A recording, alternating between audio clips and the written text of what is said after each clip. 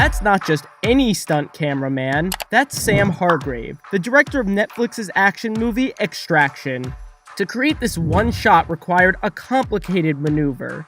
First, he unstrapped himself from the hood of a car, then he ran over to another car to film inside, and then he had to repeat the same shot from 2 different positions precisely to allow for a seamless final edit. The result was this, a shot that goes smoothly from outside a fast-moving vehicle to inside the car without any visible interruption. And that's just 3 seconds of a 12-minute long sequence filmed to look like a single shot, which required camera moves by foot and by harness, complex stunts, invisible cuts, and a cast that could endure extended fight scenes.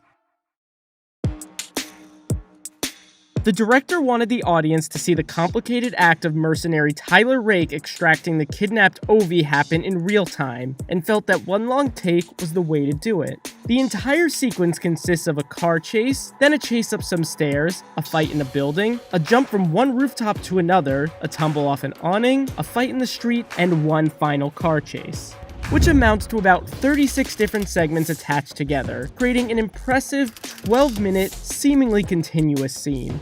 From planning to shooting, it took approximately 4 to 5 months to bring this one sequence to life. First, they looked at large maps of the location in India and highlighted routes where they would be shooting the scene. Then they choreographed the chase shots using toy cars, labeling each one carefully. What are the logistics? Because it's not just me and a camera and, Chris Hemsworth in a car. There's hundreds of people involved in making this happen. So where do you stage them? It was a really intense technical puzzle to solve. Hargrave is no stranger to big one-take action scenes. On top of being a stuntman and coordinator for multiple Marvel movies, he famously choreographed the memorable 10-minute one-take fight scene in Atomic Blonde. While most movies might require 1 or 2 location scouts, this movie required 7 to 8. During scouting, the crew needed to find the most narrow and claustrophobic streets possible, as well as buildings that provided passageways for easy continuous shooting. Sometimes they would alter the location to fit the sequence, and other times the location would alter what the script looked like. For example, while this one building offered the perfect balcony for Chris Hemsworth and Randeep Hooda to start fighting, it did not have an awning that allowed their characters to tumble off the building, so the crew constructed one. Before actually shooting the scene, all of the stunts were rehearsed and filmed on location. We were testing and proving everything so that when we got there, there were no unanswered questions. We knew exactly where stitches were going to happen, how were we going to, throw this person over a balcony and capture that. The sequence begins with a car chase. This is when Hargrave strapped himself to the hood of a vehicle. The small vehicle allowed him to squeeze through some tight spaces, like this tunnel.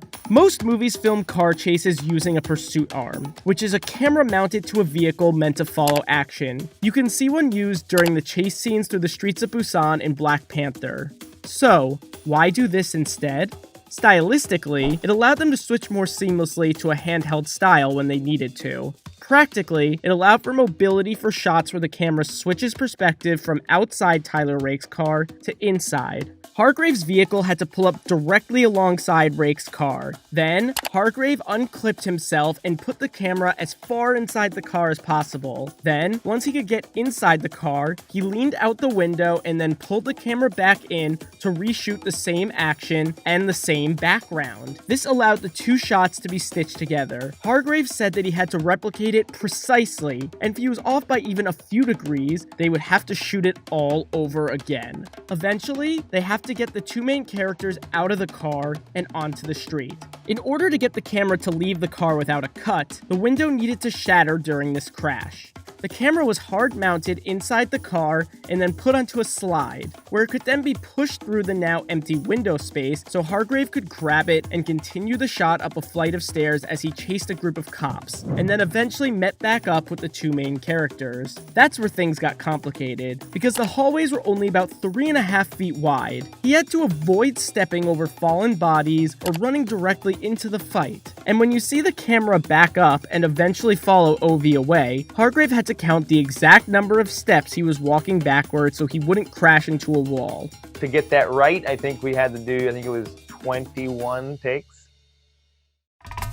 And because the crew was so mobile, they had to rely on natural light as much as possible to light scenes. Lighting kits were only used when necessary, like inside cars and inside the truck. While this was all one long continuous take, they still needed to call cut at some point, so the sequence is full of invisible stitches, like when the window was shattered. Sometimes the locations weren't right next to each other and they weren't sequentially, you weren't able to shoot and move through them sequentially.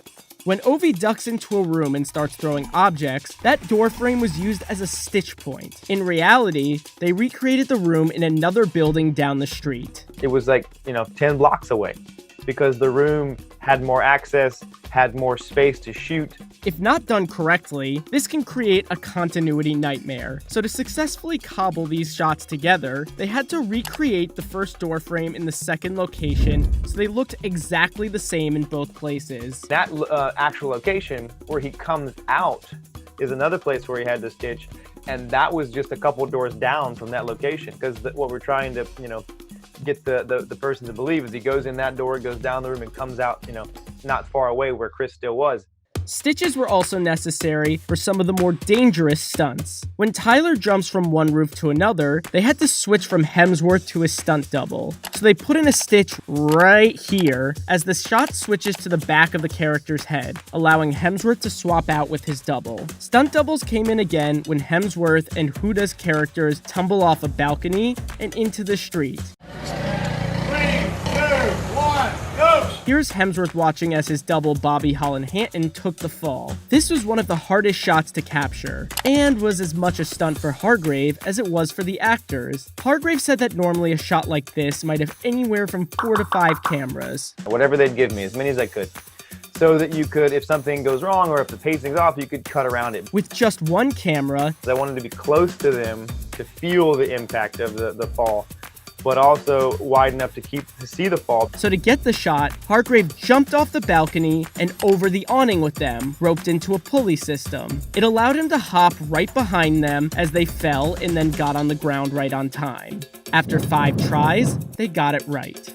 Then the two actors continued to duke it out in the middle of the street. Because there are no visible cuts and the camera had to keep rolling and rolling, the fight scenes were especially challenging for the actors. Because they couldn't cut to different angles, there was no way for them to fake it. The actors would also have to be ready to move as a small vehicle goes right between them during the fight, a detail they incorporated after location scouting. In the final stretch of the sequence, Tyler and Ovi steal a truck for one last big chase.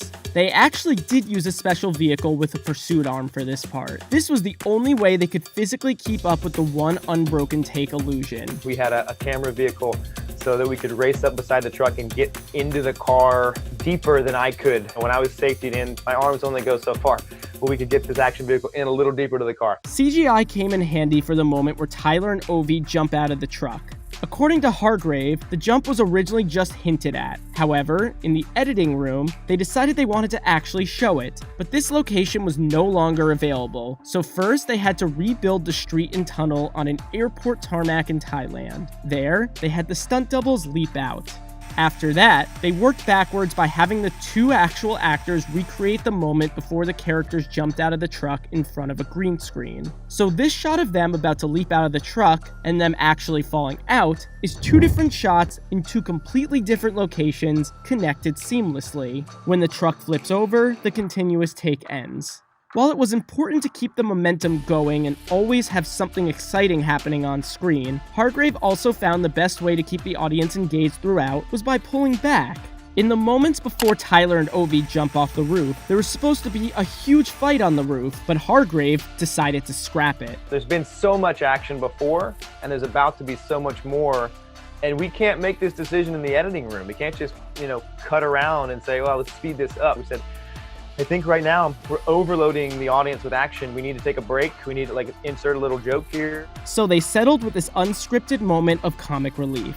Kid, you trust me? No. Good. No!